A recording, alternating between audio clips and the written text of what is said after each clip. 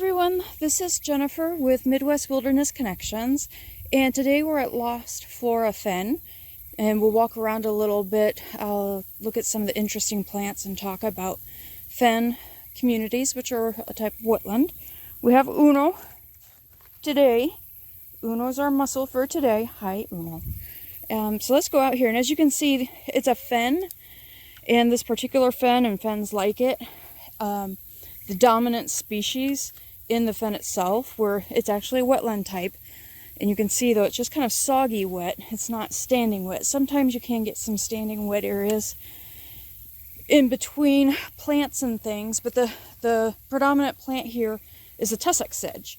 And tussock sedges, every time they keep reproducing their leaves and rhizomes and all that kind of stuff, because they're highly clonal. They move a lot vegetatively, actually probably more so than by seed. And so you get these hummocks. And what happens is, when you have a hummock, like I have here, all right, so we've got this space between hummocks. Some plants like that space. But actually in the hummock itself, there, as you can see, there are plants growing on top of the hummock. And so the plants that like it a lot wetter will be down in those between hummock areas.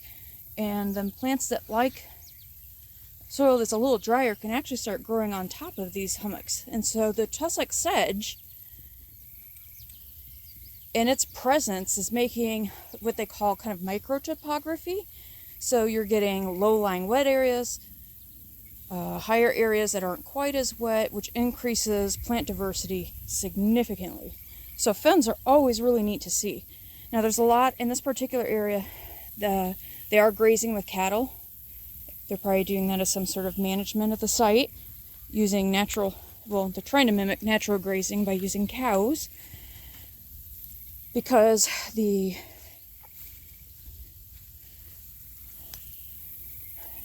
native grazers and browsers aren't about any longer, free roaming. So here we've got a cool plant. You can see the leaves wrap completely around the stem. This is called bone set. And then we have here, let's see if I can get this to focus. And we'll come around the front. Now the fun thing about these fens, it's really, really easy to lose your balance and your footing because it's so hummocky. But this is monkey flower. It's a kind of a neat wetland plant, a little more on the early successional side of things. We also have a water horehound. So you look at the leaf margins, you look to see if they're soft and hairy on the leaves, on the stem. If it is got some roughness to it, again, you guys are going to have to bear with me here. The scientific names: Lycopus, Aspera is probably, I think that's the one that is kind of rough, has a lot of hair. We also have right here, we have, this is blue vervain. Oh, here's the bone set, just about getting ready to bloom. And you can see it's covered in ants. A lot of these plants have a relationship with ants, where they provide the ants with some sort of resource, need to be nectar, things of that sort. And in return, the ants really defend the plant. And so they've developed a mutual benefit system. Here is the blue vervain in bloom. And like I said, this place has been grazed. So what I'm seeing, a lot of the plants that are what are considered not great forage plants for cattle are the predominant species we're running into here. But what you find out as you get deeper in the fen, where the cattle don't like to go because the ground starts to get too soft, you'll see a change in the plant community.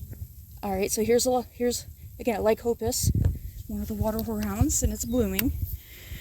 And to tell the difference between some of those and then the common mint, you count the number of petals. Look at the petal color. Off the top of my head, those are a couple of things I know you need to look for.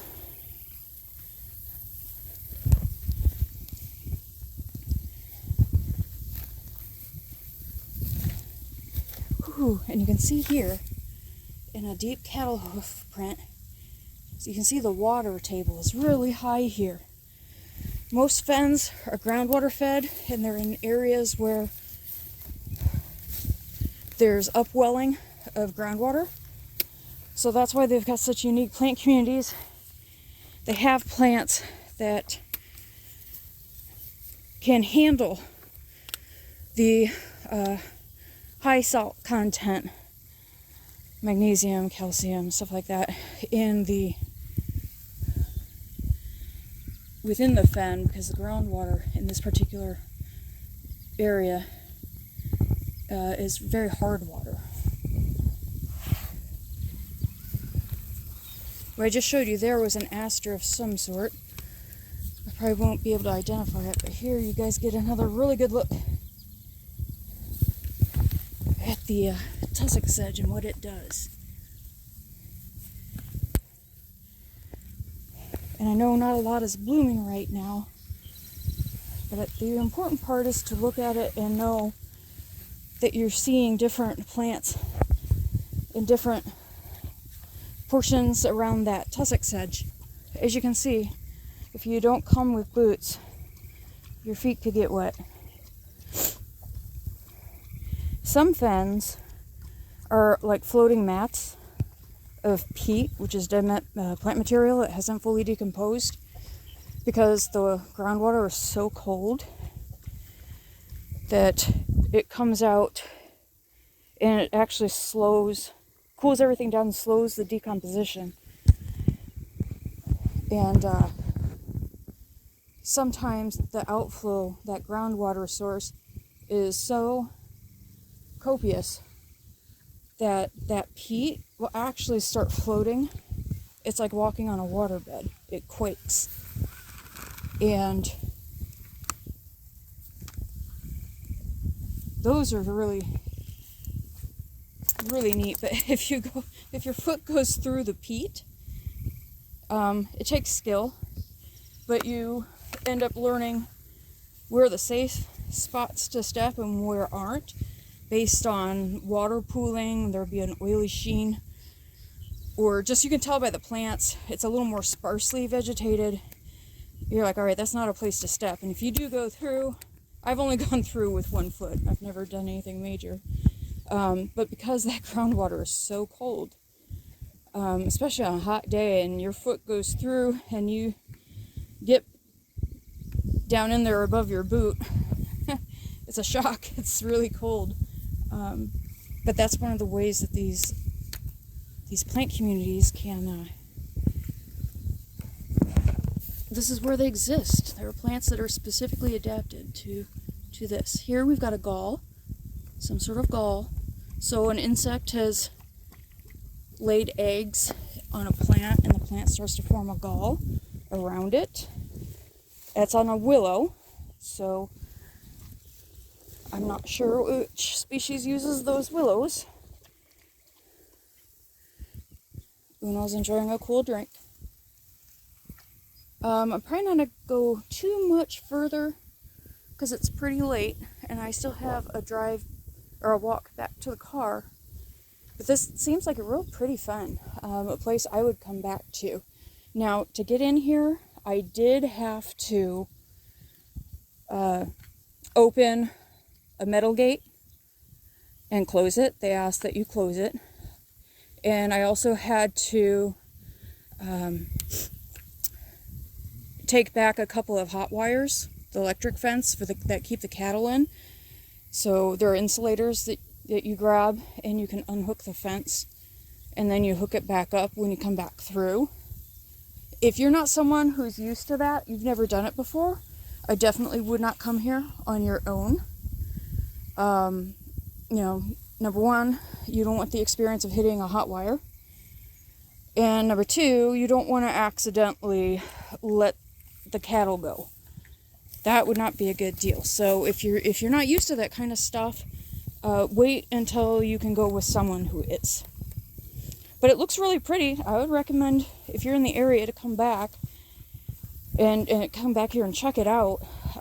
We were actually in Wisconsin today, and I just thought on the way home I would just stop to see what I'm working with here, and it looks pretty neat.